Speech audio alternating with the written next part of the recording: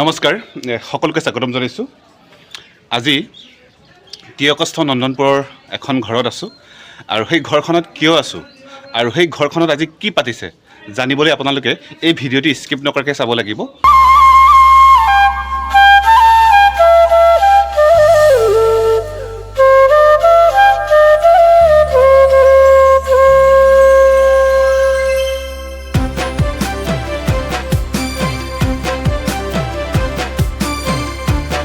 প্ৰিয় দৰ্শকবৃন্দ, উৎকট গৰমকো নেওচি মই আৰু মোৰ ভাতৃ নয়ন তাহু আহিছোঁ।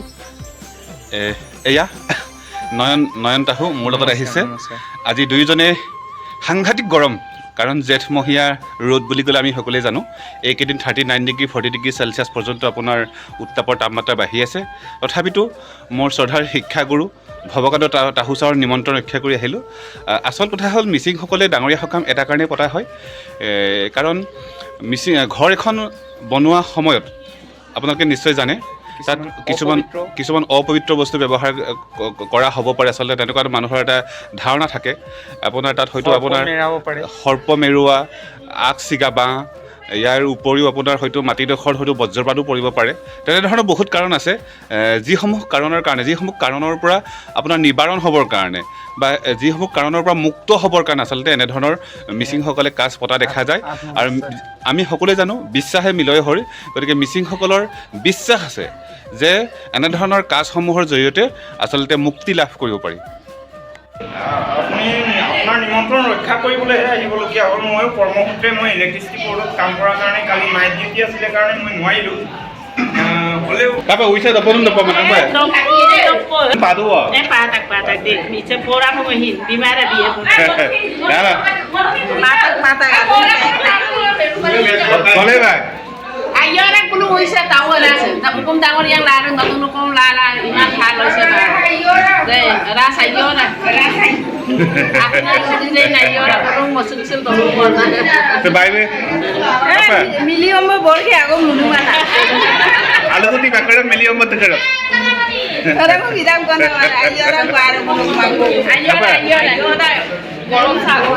Tapi kau tak boleh tu. Cokak gila ni lama gitu. Ada tu lagi. Betul tak?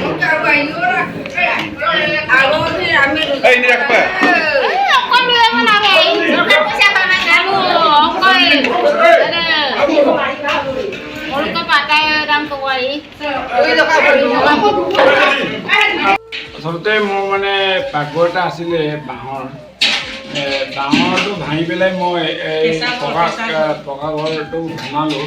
আৰু মই এইটো বনোৱাৰ কাৰণে মই যে ডাঙৰীয়া সকাম যে আমাৰ পৰম্পৰামতে পাতিব লাগে, এই উদ্দেশ্যে মই আজি ডাঙৰীয়া সকাম পাতিলোঁ। মোৰ অপৰিচিত মানুহ দাদা আহিছে, আমাৰ মিচিং সম্পৰ্কীয় বহুত মোৰ মানে বন্ধু বান্ধৱ আহিছে। মই বহুত ধন্যবাদ জনাইছোঁ। আমি মিচিং পৰম্পৰা কেতিয়াও এৰিব নোৱাৰোঁ, কাৰণ আমাৰ মা দেউতাই আমাক দেখুৱাই থৈ গৈছে। গতিকে আমি এই পৰম্পৰাটো ৰক্ষা কৰিবই লাগিব। এইকাৰণে মই এইটো উদ্দেশ্যেৰে এইটো ডাঙৰীয়া সকামটো পাতিলোঁ। আজি মই বহুত ধন্যবাদ পালোঁ মোৰ নিমন্ত্ৰণীয় অতিথিসকল অহাৰ কাৰণে। হয়, এইবাৰ মই আহিছোঁ আমাৰ আন এগৰাকী জ্যেষ্ঠ ব্যক্তি, বিশেষকৈ আপোনাৰ মিচিঙৰ প্ৰতিটো কাজৰ লগত বিগত আপোনাৰ 40-42 বছৰে জড়িত হৈ আছে শ্ৰদ্ধাৰ ধুনকনা তাহু ডাঙৰীয়া আছে। আপুনি কি ক'ব? মিচিংসকলৰ ডাঙৰীয়া কাজেই হওক বা অন্যান্য দদগাং কাজেই হওক বা শনি সকামেই হওক, এইবোৰ মূলতঃ বিশ্বাসৰ ওপৰত প্ৰতিষ্ঠিত। আৰু যিহেতু আমাৰ এই কামবোৰ উপৰি পুৰুষসকলে পাতি আহিছে আৰু সেইকাৰণে নিশ্চয় আমি পাতি আহিছোঁ, প্ৰকৃতপক্ষে এই কামখিনিয়ে আমাক মানসিকভাৱে আমাক শক্তিশালী কৰে নে নকৰে? চাওক, এতিয়া আমাৰ পূৰ্বপুৰুষ পিতামহসকলে এইবিলাক আমাৰ ৰীতি নীতি নিয়ম কৰি গ'ল, আমি কৰি আহিছোঁ। কৰাৰ উদ্দেশ্যটো হ'ল, হয় আজি এই গৃহত আজি বহুত বছৰ বসবাস কৰি আছিলোঁ যদিও এই নতুনকৈ এটা গৃহটো সাজিলোঁ। এই সাজিবলৈ যাওঁতে ইয়াত আকৌ নতুন কাঠ বা অনেকখিনি ইটা বালি অনেকখিনি অপবিত্ৰ বস্তু কৰিব পাৰে। এইটো পবিত্ৰ কৰিব পাৰে অকল আমাৰ বিশ্বাসী ডাঙৰীয়া মোৰ লক্ষ্য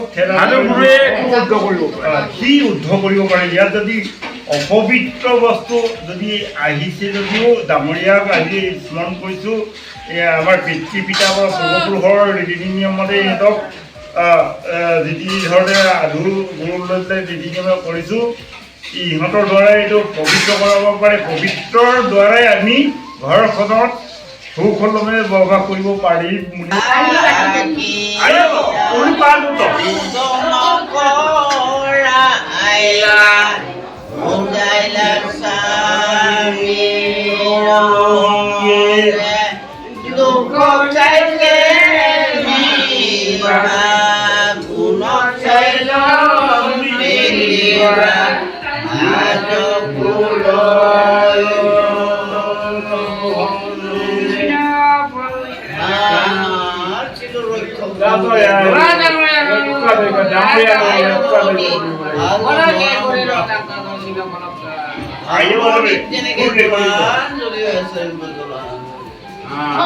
মই ইয়াৰ পিছতে মই আমাৰ ভৱকান্ত তাহু ছাৰ কাষলৈ আহিছোঁ।